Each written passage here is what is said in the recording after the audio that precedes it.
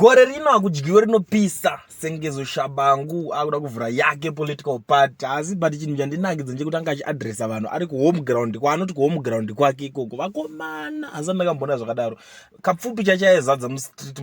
kuna Facebook gringo hatichatotaure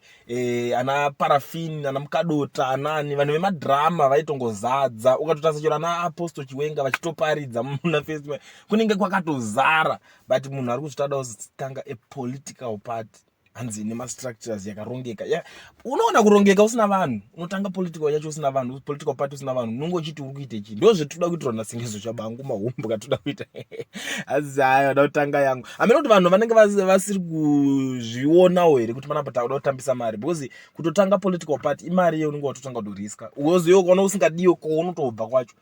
wati mungu wako kunokuharare because apa tokuita saka anga akamira pakatakshop ari kutaura nevanhu vanhu vari kutoignora zvavo havana kana basa nazvo vanhu vatodarika vachitotenga chingwa chavo vachitoenda kwavari kuenda munhu achiita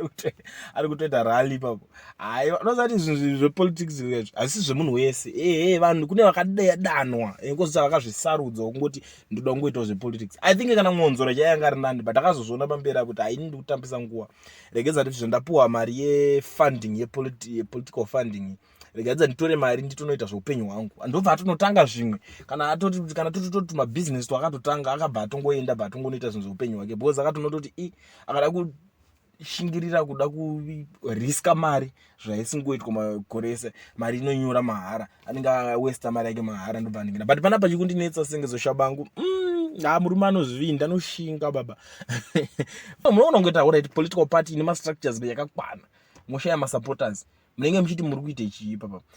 ndosati vamwe vanhu vakadai so ndovanoda kutorambidzwa kuita zvinhu izvi because vanenge vachititambisira nguva munyika muno because hatina nguva yezvinhu zviri kutamba zvinenge zvichiitwa izvi ndo nyaya yemhuri yeZimbabwe ndava nayo panapa panyaya yavision munongoziva nyaya yametizheni ndinoweka nyaya semets ndinochidzifambira kana uchingosvika panapa first time yako usakanganwa kusubscribe handiti ukomenda like ushare toramba tichidzoka nemamwe maupdates